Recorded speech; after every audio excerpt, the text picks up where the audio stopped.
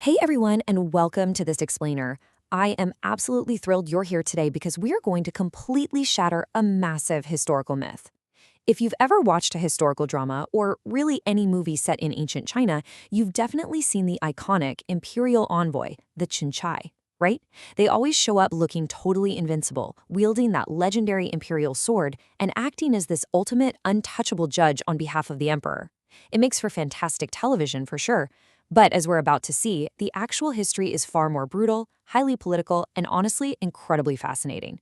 Today, we're going to deconstruct the political reality of these supposedly all-powerful figures. Okay, let's dive into this.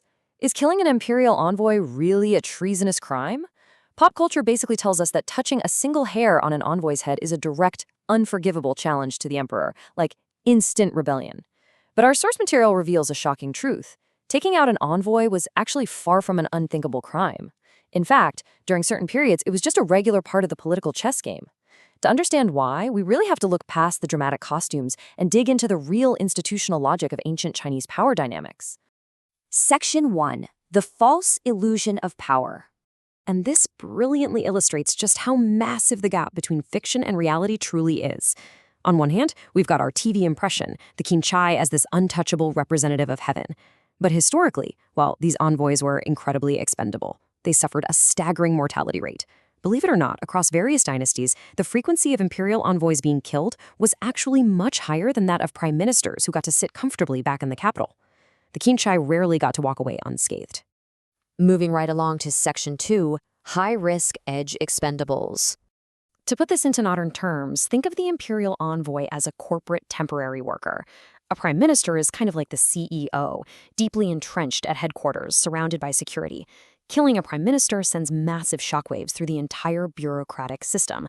But the envoy? They're sent far away from that safe center of power, literally dropped directly into the hostile territories of powerful local warlords or really arrogant military generals. They are shoved right onto the absolute front lines of political struggle. And because they were out there on those front lines, their fates were often, well, incredibly grim. During the late Tang dynasty's warlord chaos, for example, envoys sent by the central government to rein in powerful regional commanders, the Zhedushi, were routinely slaughtered without a second thought. Sometimes finding themselves completely trapped with literally no way out, they were forced into suicide just to protect their family's honor back home. But honestly, perhaps the most cynical truth of all is that the court often used them merely as test stones. Toss a stone to see how deep the water is. Send an envoy to a rebellious province. If they die, the emperor learns exactly how dangerous the local waters are. They were completely disposable pawns. Which brings us to Section 3, the dilemma of survival. Now, what's really interesting about this slide is how it breaks down the impossible paradox these guys faced. Imagine being appointed as an envoy. Your fate depended heavily on how much real power you wielded, and it was a total lose-lose situation. If you were incompetent or lacked real backing, boom, you instantly became a scapegoat. The moment a mission failed, the court wouldn't hesitate for a second to chop off your head just to appease the public. But what if you were actually highly capable? Let's say you're a Ming Dynasty envoy sent to uncover deeply entrenched local salt smuggling rings.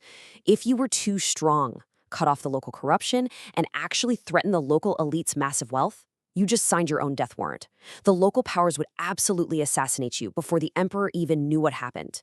You were caught entirely between a rock and a hard place. Let's look at Section 4, the bureaucratic contempt chain. You see, traditional civil servants completely despised these special agents. Mainstream bureaucrats, the self-proclaimed proper officials, earned their positions by passing grueling imperial examinations and surviving really strict performance reviews. They saw themselves as the legitimate protectors of the state system. Envoys, on the other hand, they were viewed as illegitimate opportunists. To the regular bureaucracy, a Qinchai was just a flatterer, a crony who got their job by playing shady palace politics. They weren't seen as an organ of the state, they were the emperor's private hand reaching in to bypass the rules. Because they were viewed as the emperor's overreaching private hands, the envoys were essentially walking, breathing representations of the emperor's private seal.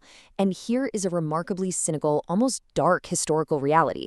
When an envoy was assassinated out in the provinces, the mainstream officials in the capital rarely felt any solidarity. In fact, they often secretly rejoiced. Crazy, right? To them, it wasn't an attack on the government. It was the rightful destruction of an illegitimate private tool of the emperor. Section 5. Secret orders lacking procedure. To really get this, we need to define a absolutely crucial legal concept from ancient China, zongqi. We modern people have this massive misconception that whatever the emperor said instantly became absolute law. That is entirely false. Actually, scratch that, it's a complete myth. If an order came solely from the emperor's mouth, legally speaking, it was just his personal opinion, or zongqi. It had absolutely no formal legal authority.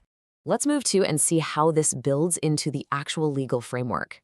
Ancient China operated on a surprisingly sophisticated system of co-governance between imperial power and prime ministerial power. For a royal command to become an actual law with compulsory force, it required three distinct steps. First, the emperor's intent. Second, and this is the vital part, the prime minister had to countersign and stamp it. Only then, in step 3, did it become an official government document. So what was the fatal flaw of the imperial envoy? Well, many times the Qinchai was sent out carrying only the emperor's private secret orders, that zhongzhui we just talked about. They didn't have the prime minister's signature, and this gave powerful local officials an incredible loophole. They could legally push back against the envoy, refuse to execute the orders, or, in extreme cases, even eliminate the envoy, all while claiming they were just defending procedural justice. Because the envoy lacked official government documentation, their legitimacy was completely 100% open to debate. And if a highly capable envoy pushed too hard without that procedural backing, the local warlords would just pull out the ultimate historical excuse: a general in the field is not bound by the sovereign's commands. By exploiting the massive information gap and the incredibly slow travel times back to the capital, local powers would simply execute the envoy first and report it later. They'd wrap their political murder right up in the guise of military necessity and questionable paperwork. So the crucial point is this: the imperial envoy was never an omnipotent god walking the earth. They were merely a fragile barometer, a living, breathing indicator of the emperor's actual strength. When the emperor's overall power was strong, the envoy was treated as noble and untouchable. But the very moment the emperor's power weakened, the envoy was immediately exposed as a cheap, expendable pawn in a really deadly political game. As we wrap up this explainer, I want to leave you with a thought that bridges this ancient institutional logic right to our world today. If this kind of top-down rule-bypassing absolute power is largely an illusion, why do we still see modern corporations and organizations sending out vulnerable fixers or modern-day envoys? People sent to force change without procedural backing or institutional support.